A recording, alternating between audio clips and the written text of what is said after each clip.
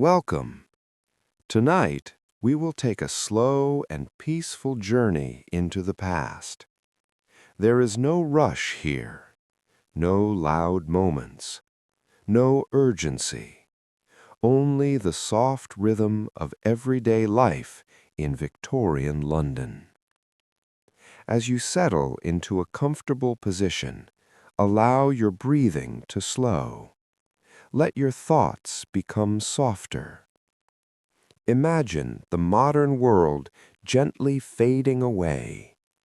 The bright lights dim. The sound of cars disappears. In its place, you hear the faint clip-clop of horse hooves on cobblestone streets. A cool mist hangs in the air. It is London sometime in the mid-1800s. Gas lamps glow softly along narrow streets. Their light is warm and golden, flickering gently in the evening fog. Tonight, we will not focus on queens or grand speeches. Instead, we will explore the lives of ordinary people, factory workers, shopkeepers, seamstresses, children and families living in small brick homes. We will walk through markets and quiet neighborhoods. We will listen to the distant whistle of a steam train. And we will stay long enough to watch London grow quiet after dark.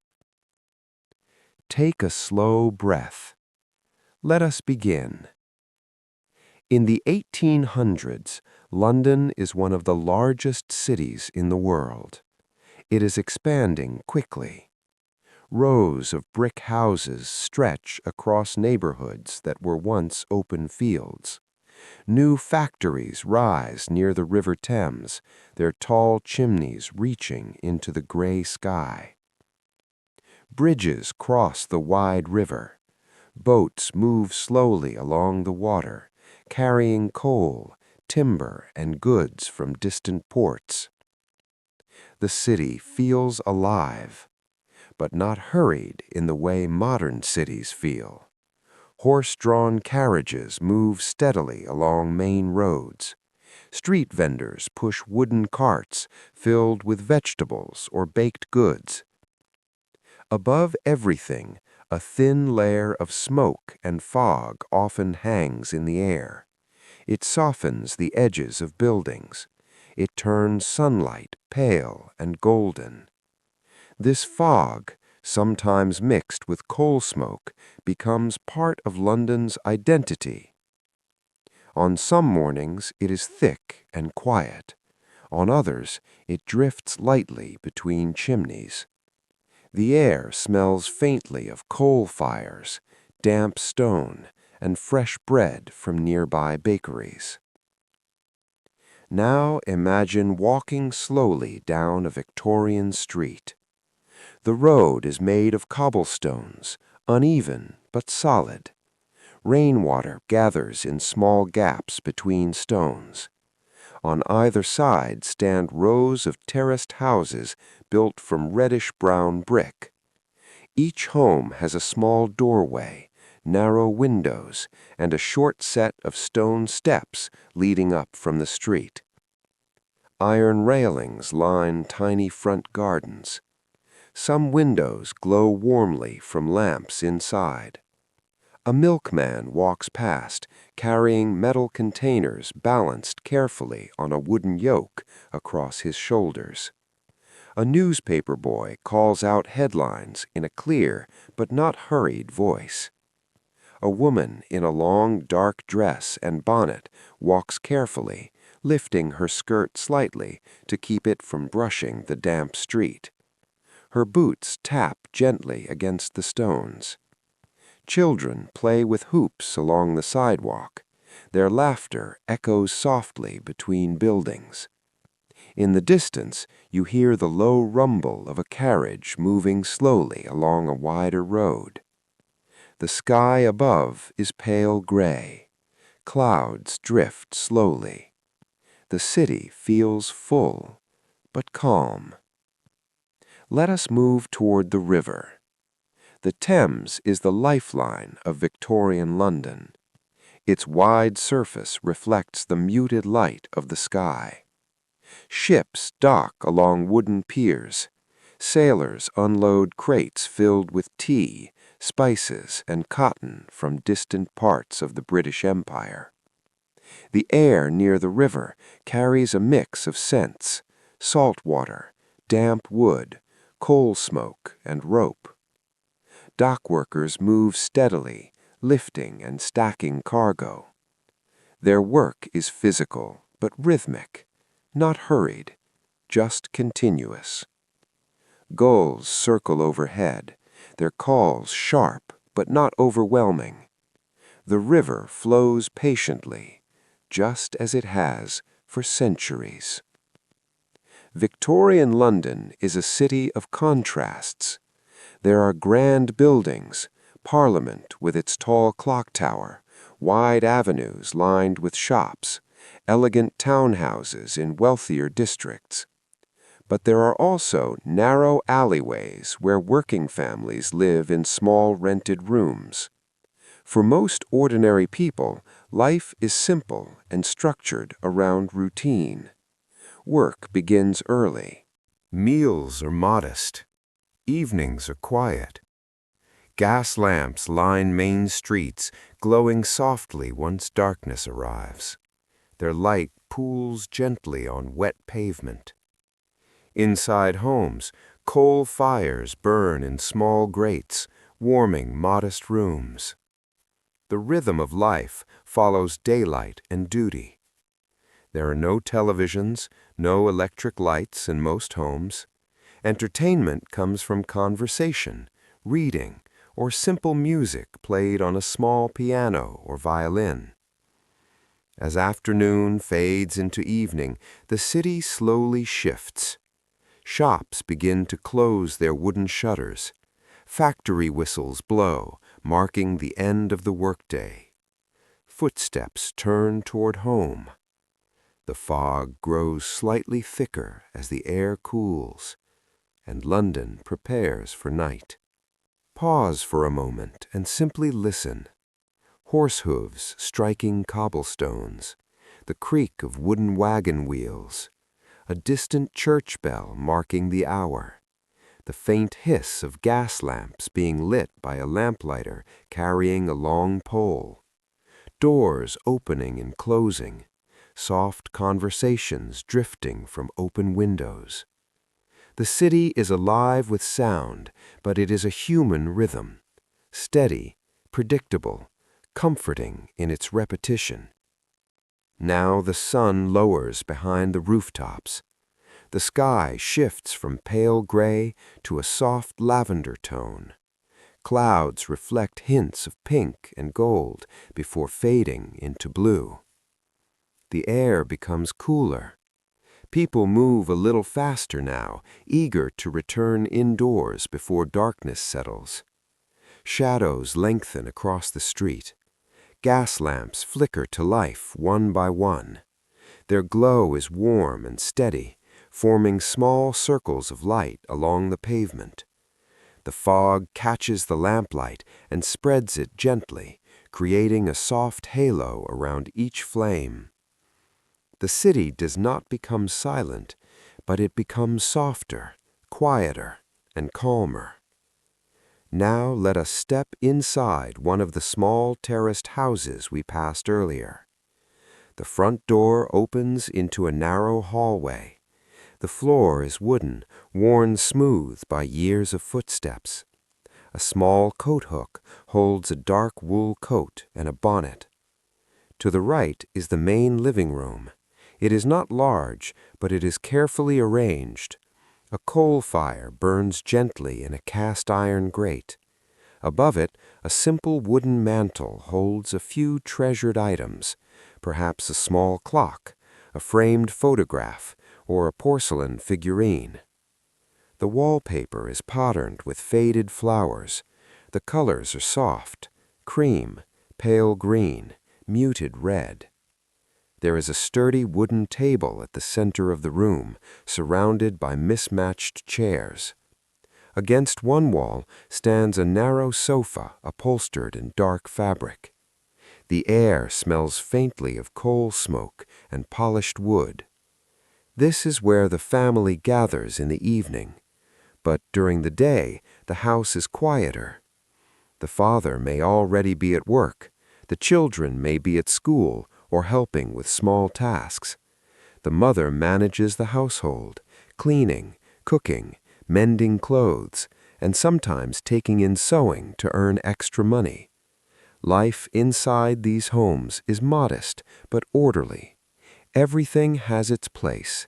Everything serves a purpose. Let us walk upstairs.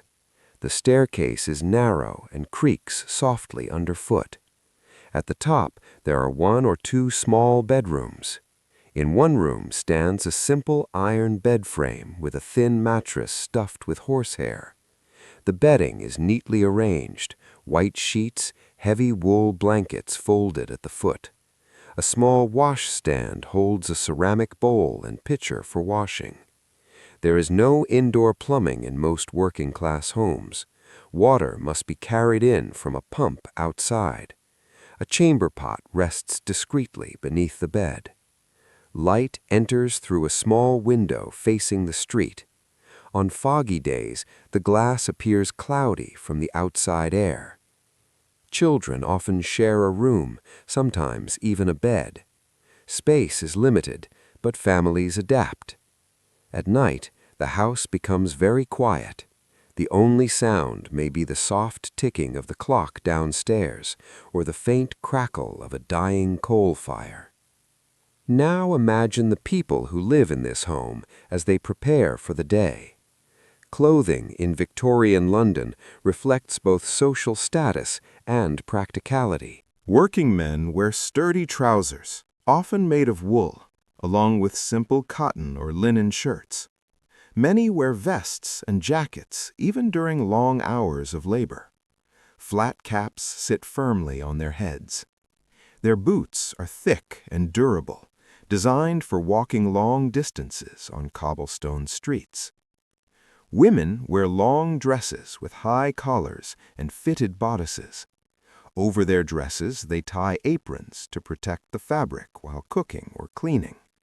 In colder months, shawls are wrapped tightly around shoulders. Bonnets protect hair from soot and rain. Children are dressed similarly to adults, though in simpler versions.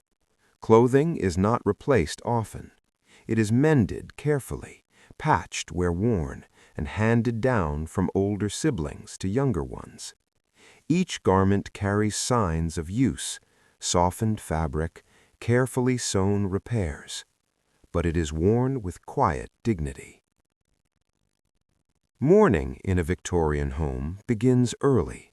The father rises first, often before sunrise. The coal fire must be stirred back to life. A kettle is placed over the flame to heat water for tea.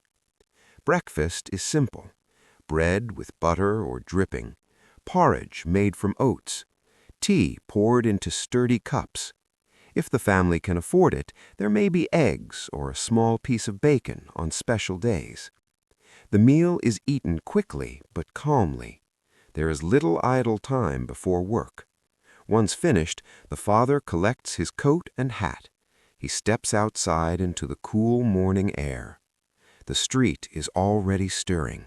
Other men walk in the same direction, toward factories, workshops, docks, or construction sites. Their footsteps create a steady rhythm along the pavement.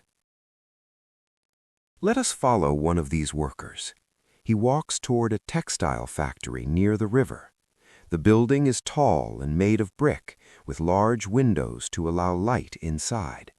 A tall chimney rises above it, releasing a steady stream of smoke into the sky. Inside, the atmosphere is busy but organized.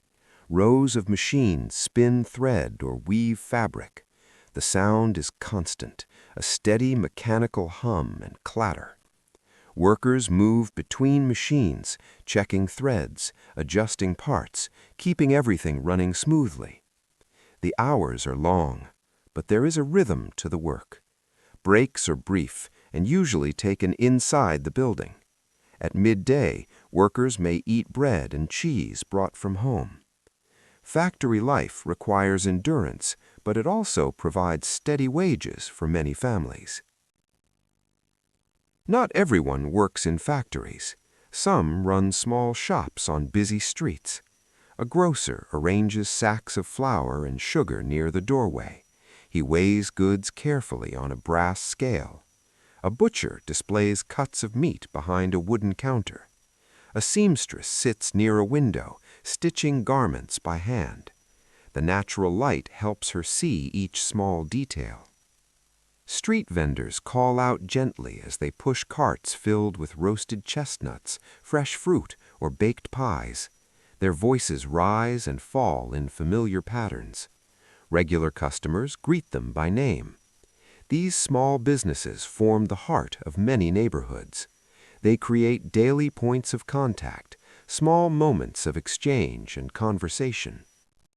By the mid-1800s, education is becoming more common for working-class children. Let us imagine a small classroom. Rows of wooden desks face a blackboard at the front of the room. The teacher stands calmly, guiding students through reading and arithmetic. Chalk moves steadily across the board. Children repeat lessons in unison, their voices blending into a soft rhythm. Not all children attend school regularly. Some help their families by working in small jobs, delivering newspapers, running errands, assisting in shops. But even those who work find moments of play. In narrow side streets, children spin hoops, toss small balls, or draw games on the pavement with chalk. Their laughter echoes gently between brick walls. As the sun reaches its highest point, the city feels fuller. Carriages move more frequently along main roads. Policemen in dark uniforms patrol neighborhoods on foot, maintaining order with quiet authority. Church bells mark the hour. Steam trains in the distance release long, low whistles as they depart from stations. The air may carry a light haze from coal smoke, softening the outlines of distant buildings. Yet even in the busiest hours, there is a certain steadiness. People know their roles. They move through the day with purpose, but without haste. By late afternoon, fatigue begins to settle over the city. Factory whistles signal the end of the workday.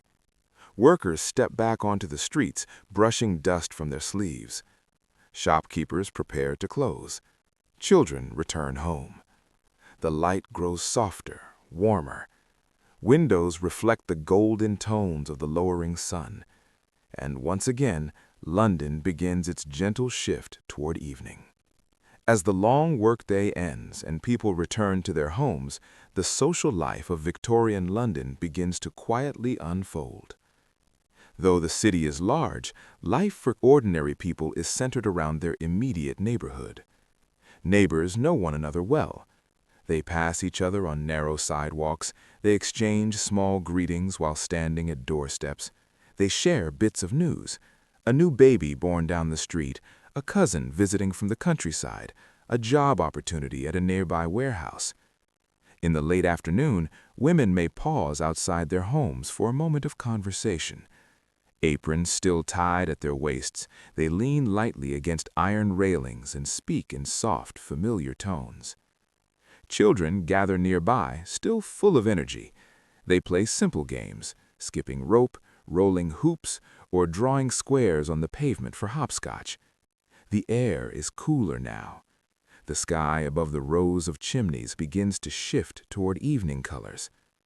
There is a sense of routine comfort in these small interactions. Life is not easy, but it is shared. In some parts of London, small evening markets continue for a short while after the main workday ends. Let us imagine walking through one. Wooden stalls line a side street. Oil lamps hang from hooks, casting a warm golden glow over piles of produce. Cabbages, carrots, potatoes, and onions are arranged in neat stacks. A fishmonger displays the last of his catch on crushed ice. A baker offers discounted loaves from the morning's batch. Voices are calm, slightly tired from the day, but still friendly. Coins exchange hands.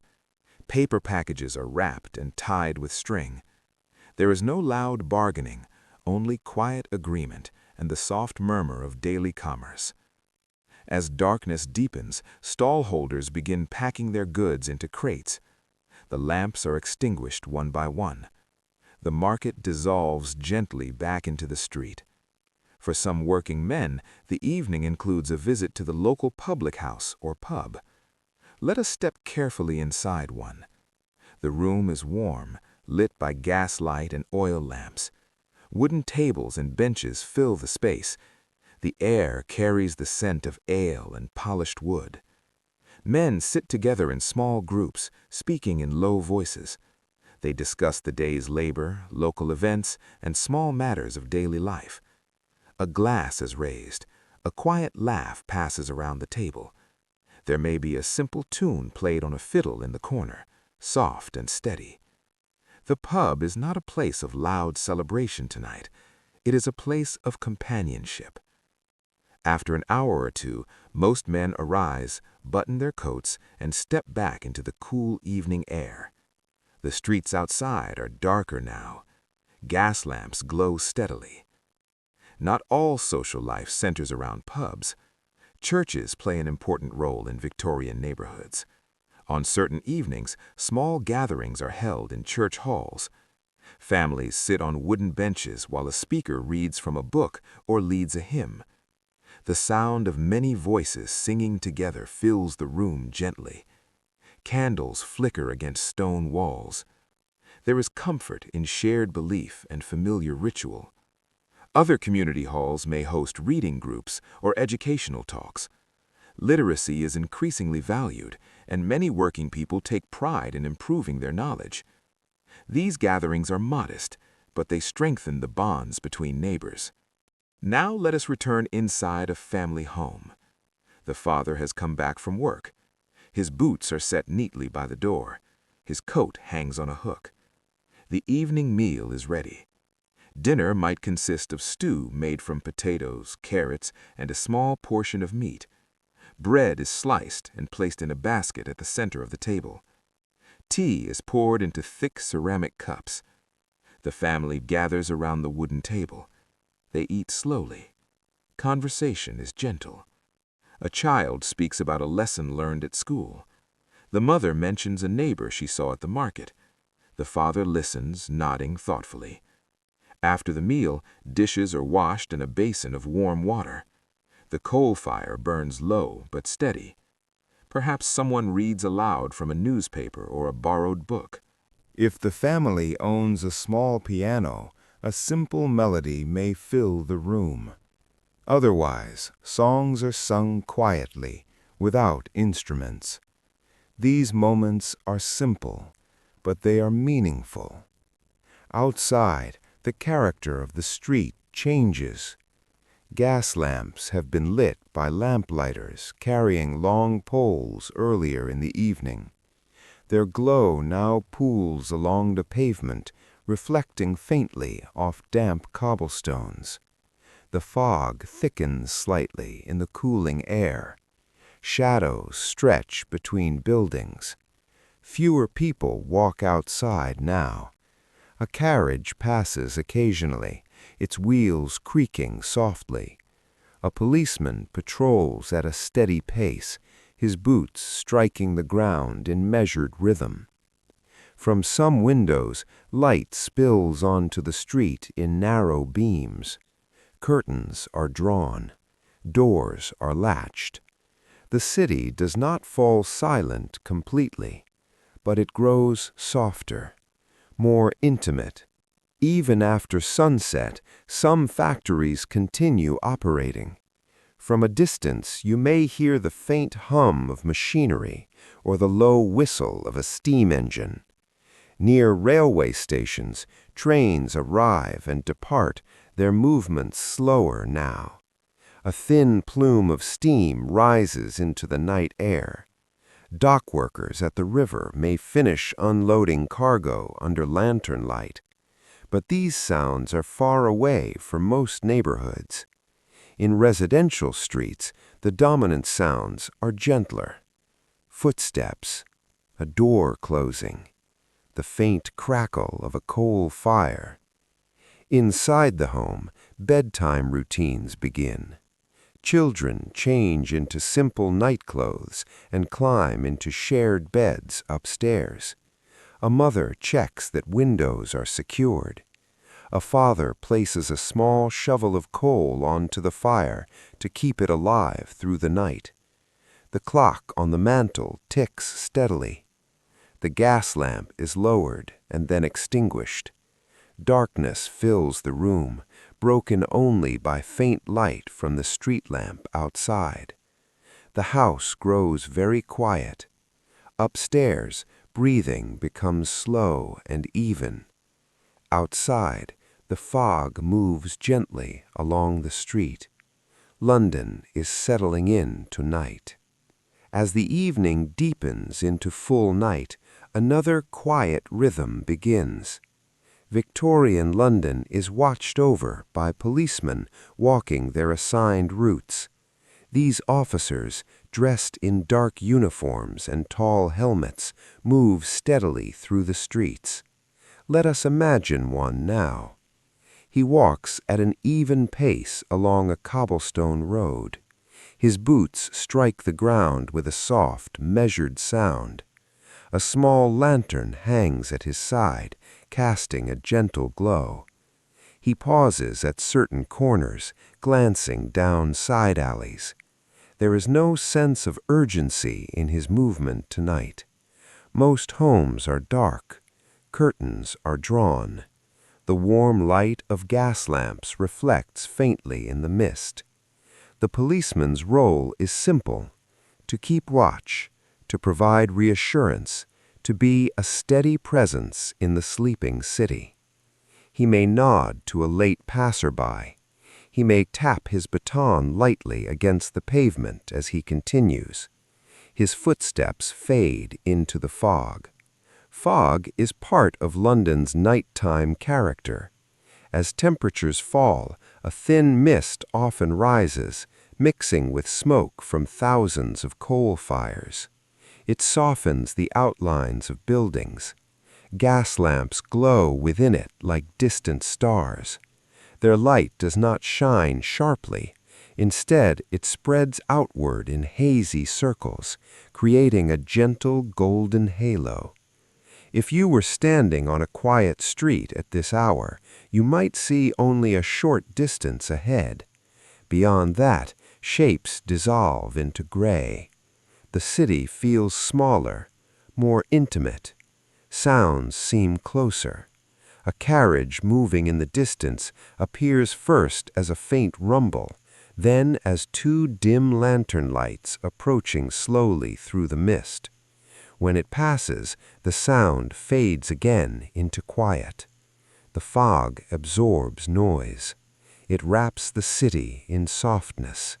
London in the 1800s is a city of many districts. In wealthier neighborhoods, broad streets are lined with elegant townhouses. Iron railings gleam faintly in lamplight. Curtains of heavy fabric cover tall windows.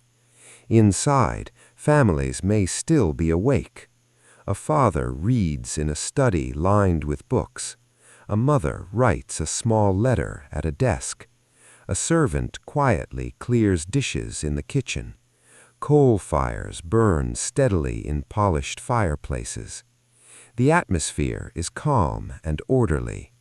In working-class neighborhoods, the scene is simpler. Small homes stand close together.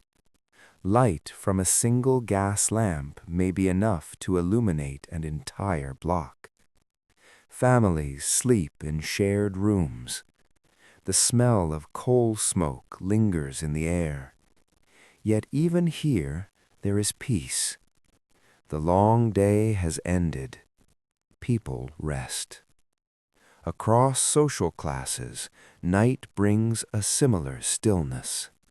Now let us return briefly to the Thames.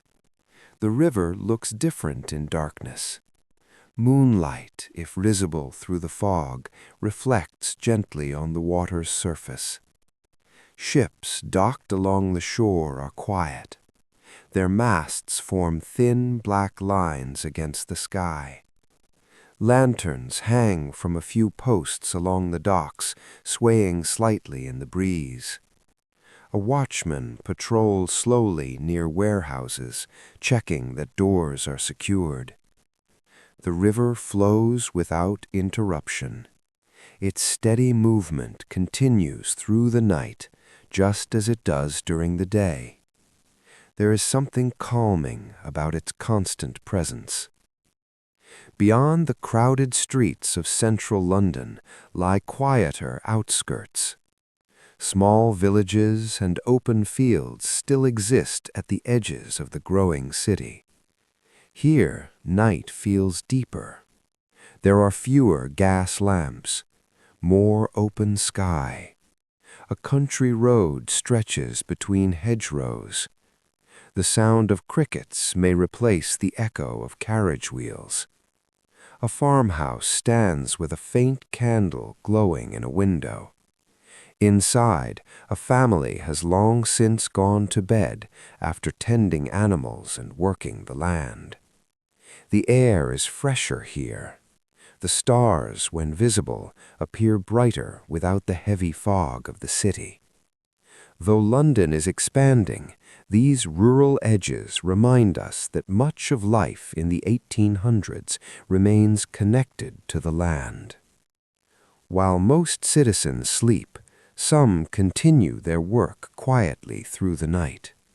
Bakers begin preparing dough for the morning's bread.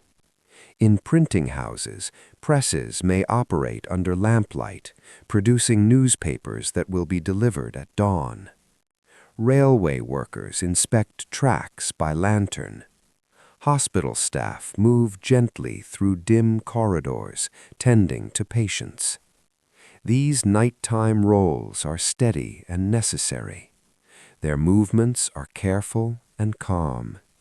They form a hidden layer of activity beneath the city's sleep. Now we arrive at the deepest part of night, the hour when even the taverns are closed, when the fog settles thickest against rooftops. The streets are nearly empty. Gas lamps burn quietly, their flames steady. Inside homes, coal fires have reduced to faint red embers. The ticking of a mantel clock becomes more noticeable in the silence. Somewhere far away, a church bell may softly mark the hour. Most people are in deep sleep. Breathing is slow and even. The city, which only hours ago was filled with footsteps and voices, now feels suspended in stillness. Gradually, almost without notice, the sky begins to change. The darkness shifts to a softer gray. The fog lightens slightly. A single bird calls from a rooftop. In a small terraced house, a mother stirs and turns in her bed. A baker lights his oven once more. The first early worker steps outside, pulling his coat tightly against the cool air. The gas lamps begin to fade as natural light returns. Cobblestones glisten faintly with morning dew. The rhythm of the city prepares to begin again. Not suddenly, but gently, just as it did yesterday and the day before that. As dawn slowly rises over Victorian London once more, let us gently step back and look at the wider picture. The 1800s were a time of great change. Factories were multiplying. Railways stretched across the country. Steam power transformed how goods were made and transported.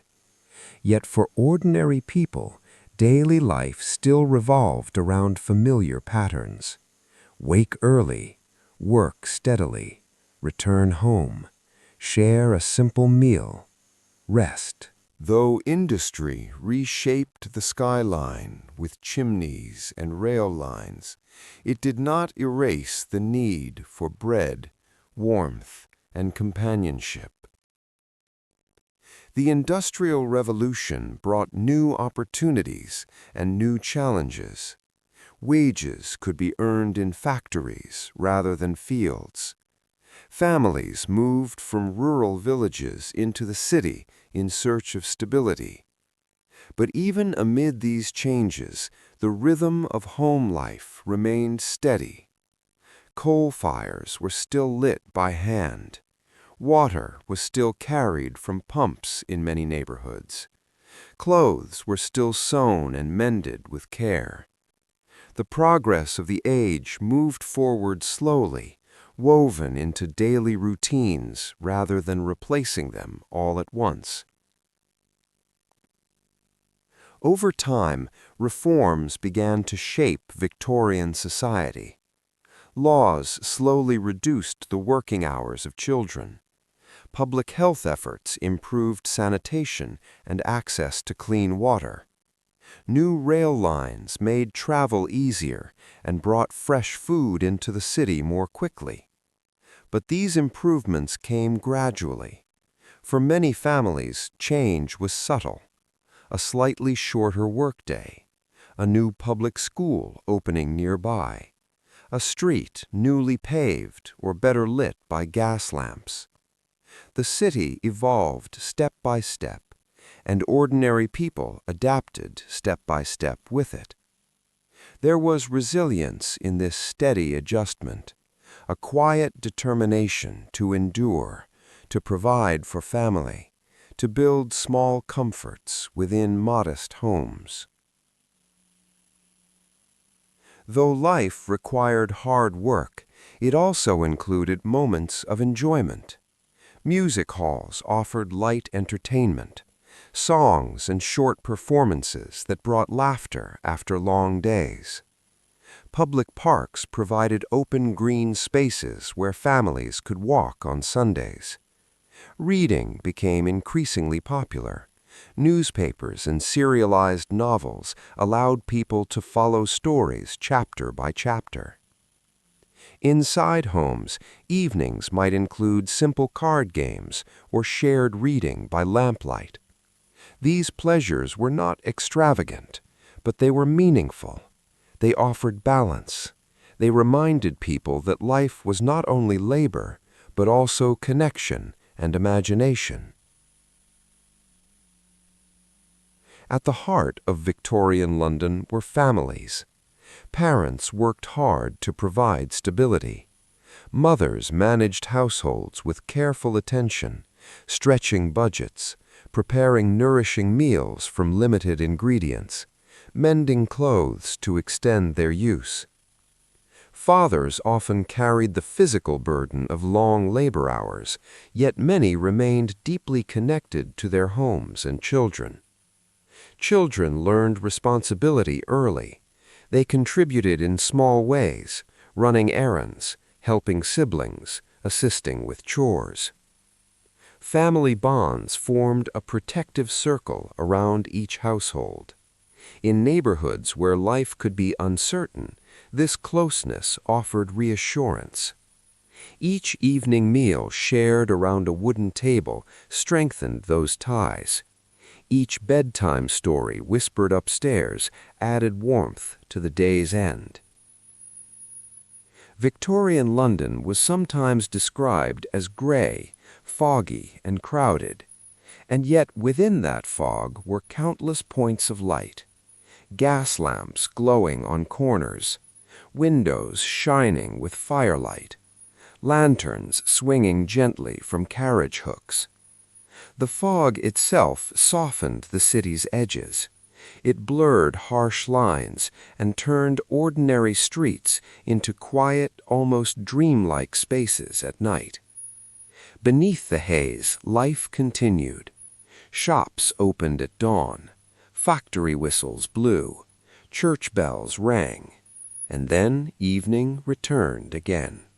The cycle repeated with dependable regularity. Now, let us imagine one final walk through a Victorian street at night. The cobblestones are damp from a light rain. Gas lamps cast their gentle halos through drifting mist. Rows of brick houses stand quietly, their windows dark, except for one or two still glowing softly. A policeman walks his steady route. In the distance, the Thames flows unseen but constant. From somewhere inside a home comes the faint sound of a lullaby. Then silence again. The city rests, not because it is empty, but because its people are sleeping, gathering strength for another day. Life for ordinary people in Victorian London was not glamorous.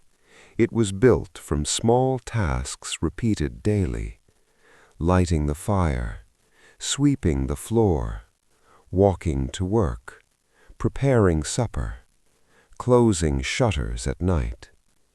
These acts may seem simple, but they formed the foundation of a vast and powerful city.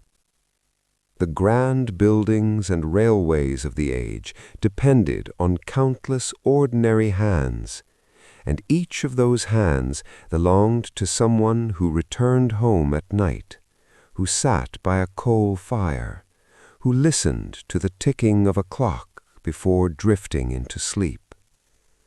The greatness of the era rested quietly on everyday endurance, on patience, on routine, on care.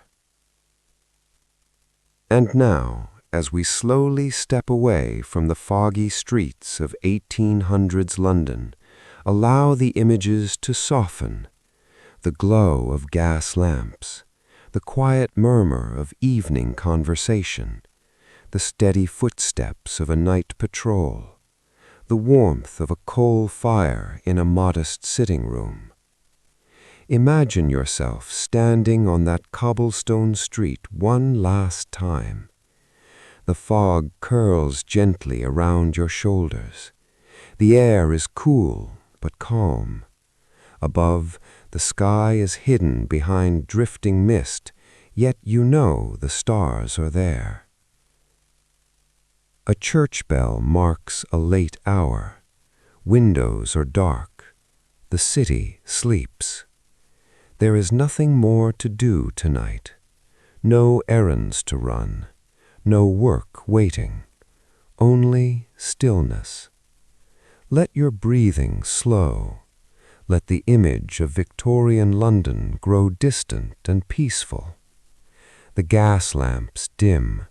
The fog drifts quietly down the street, and the soft rhythm of the city fades into silence. Rest now. The night is calm, and London, wrapped in mist and lamplight, sleeps peacefully beneath the quiet sky.